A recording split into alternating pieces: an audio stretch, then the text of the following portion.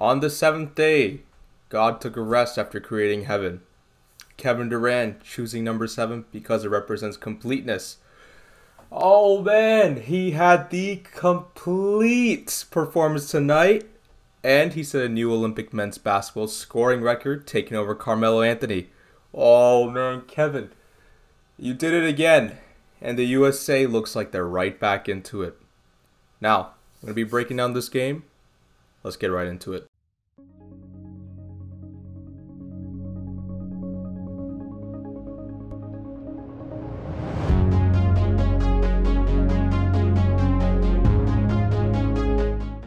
Welcome to Speak True Sports. My name is Sparsh, and today I'm going to be covering the USA and Czech Republic Pool A game that happened this morning, and we're also going to be talking about the Australia Boomers basketball team as well. So let's just get right into it.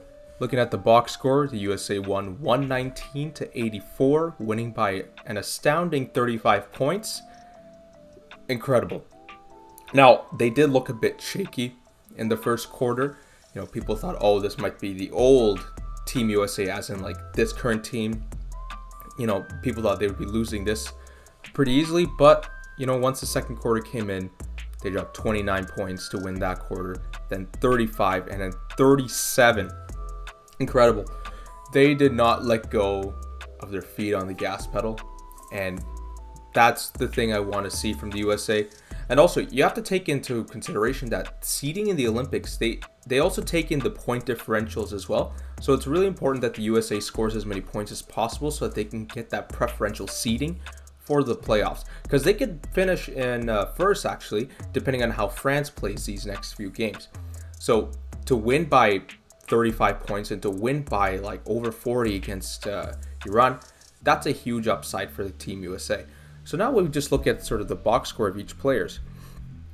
Right? So let's start out with Kevin Durant. I got the jersey for a reason. The man set a new Olympic record for beating Carmelo Anthony in the scoring.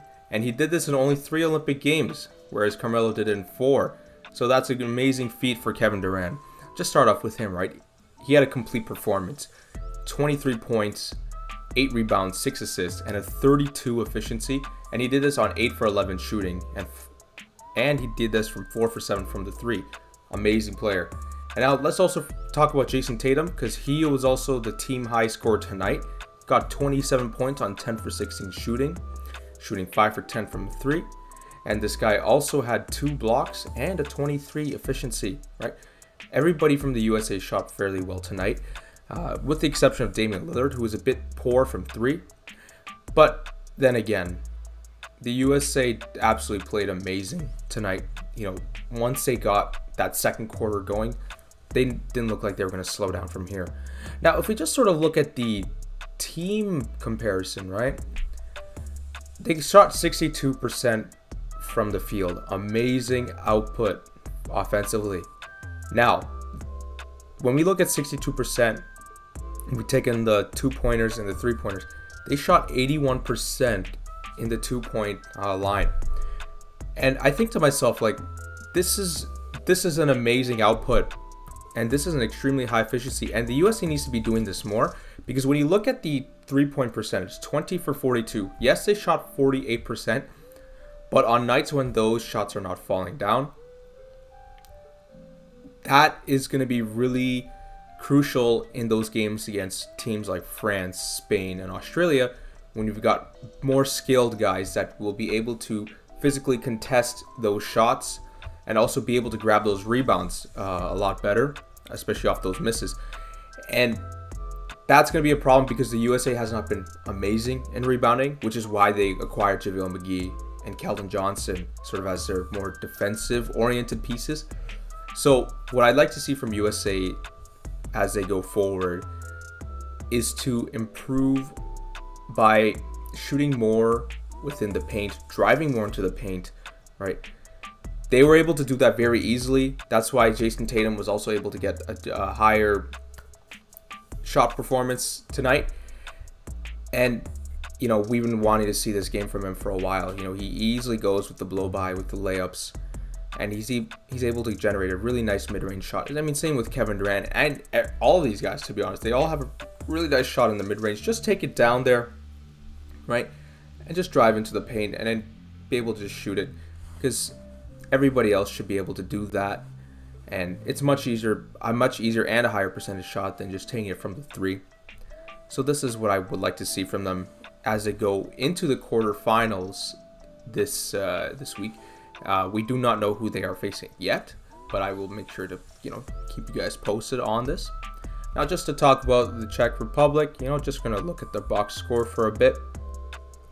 Now, one player from the NBA, Thomas Satoransky from the Chicago Bulls, he dropped 12 points tonight on 5 for 12 shooting. Blake Schilb also dropped 17 points, and Andrzej Balvin was able to drop 15, with Vesely dropping 13 points as well. Czech Republic actually shot fairly well tonight. They shot 50% from the field goal, with 52% from the two-pointer area and 44% from 3. Right, you see that the Czech Republic, they're not really shooting much from the 3. They only shot 18 times, and you see they're driving a lot more into the paint and taking the mid-range, right? They were able to go down low and be able to contest some shots as well.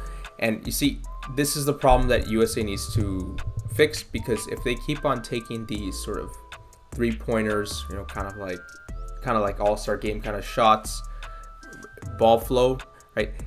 They're going to be taken advantage of easily by their teams who can out-rebound them and are more physical, especially when you're facing the FIBA players, whether it be from Australia, Spain, or France, right?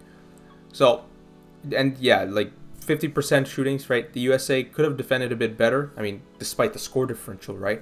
They need to do better at defending in the paint, right? That's also why they got those guys like JaVale McGee and Keldon Johnson to be that defensive presence as well. But I'm not really too worried about them. It looks like they're coming back, and things are starting to get in motion for them. Let's see if they can win these quarterfinals matchups, and we'll react to that later in the future. And another match that we just want to cover, Australia versus Germany. This is a pretty close match, and Australia clinches the top seed in their pool as they head into the playoffs. This is the Group B matchup, so just a look at the box score. So the Germany won the first quarter by 22-18. Then Australia came out hard in the second quarter, and then the third, and then the fourth. So similar match to what USA had, just the score differential wasn't much. And we just look at the box score. So the main performers tonight, Patty Mills and Nick Kay. Patty Mills, he's playing like MJ whenever he's on the Olympic stage. Though his efficiency wasn't great. I mean, he had a really high volume, 23 shots, but shooting 39.1%. Could be better, but the fact that they're giving him that many opportunities, he's one of those guys that can just easily light it up and be able to sink that shot in, right? And Nick Kay as well, dropping 16 points on 7 for 10 shooting, and Jack Landale dropping 18 points on 7 for 10 shooting as well. And those guys had a pretty great efficiency for Australia. And then for Germany as well, right? Some players that you might recognize, Isaac Bonga, right?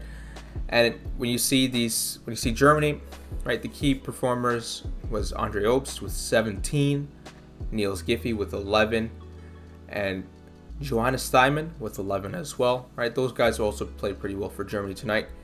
And Germany, they shot a bit poor today, 41.3% from the field goal, but they did shoot particularly well from the 3, 15 for 30, right?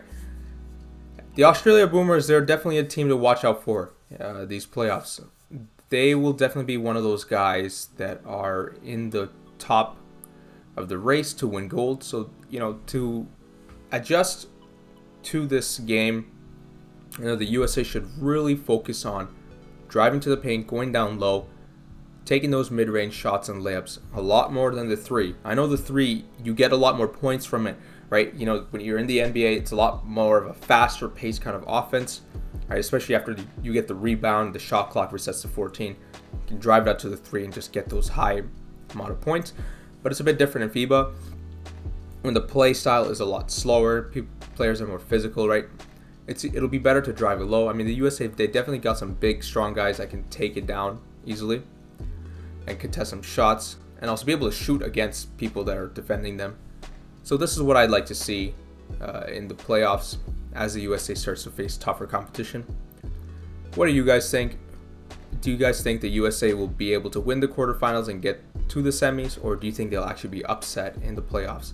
Let us know in the comment section below. Don't forget to leave a like. Make sure to comment anything else you feel you want, and make sure to subscribe to our channel. And don't forget to press the push bell for more notifications. This way you're always up to date with our content, and it also makes us happier to upload content for you guys as well. All right. Don't forget to also follow our Instagram at SpeakTrueSports, our Twitter, SpeakTrueSport, and our website, SpeakTrueSports.com, where we post various articles, not just NBA, but NFL, MLB related. And we're also looking more in depth with some other news that are sort of going out, right?